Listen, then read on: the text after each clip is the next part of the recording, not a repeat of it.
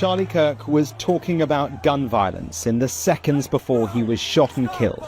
Not just another shooting in America, but a political assassination, a tragic, extraordinary day for the United States. So who was he? What happened?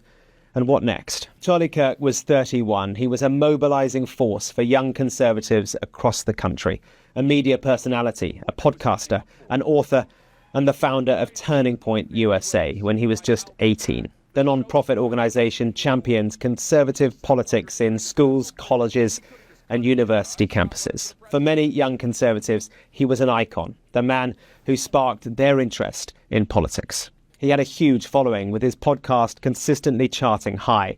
The Charlie Kirk Show is downloaded between 500,000 and 750,000 times each day. Across social media, he has a huge following, with more than 7.3 million on TikTok, 7 million on Instagram, 5 million on X, and 3.5 million on YouTube.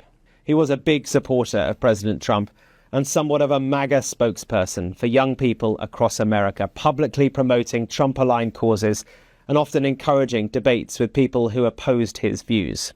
We may not have realized it at the time, but Trump is the bodyguard of Western civilization. Trump was elected to protect our families from the vengeful mob that seeks to destroy our way of life, our neighborhoods, schools, churches, and values. President Trump was elected to defend the American way of life. President Trump said no one understood or had the heart of the youth in the United States of America better than Charlie. He was loved and admired by all, especially me, and now he is no longer with us. He spent much of his time traveling to college campuses across the country, encouraging debate and promoting conservative policies and values. And that is just what he was doing in Utah, speaking at Utah Valley University. He'd not begun his actual speech when the shots were fired. The footage is horrific. Shot in the neck, he falls from the seat immediately.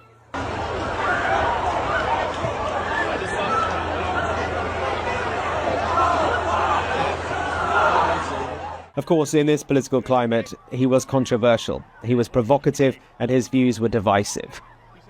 He's been accused by critics of promoting falsehoods and conspiracy theories on issues including COVID-19, climate change, and the 2020 US election, which he said was stolen from Trump. And on gun control, which will once again be so vigorously debated, he said this in 2023. I think it's worth to have the cost of, unfortunately, some gun deaths every year so that we can have the Second Amendment. That is, of course, the right to bear arms. Beyond the tragedy that it is, the death of Charlie Kirk represents a deeply worrying moment for America. Its cohesion, its politics. Is it the spark to bring the divide together or to drive it deeper?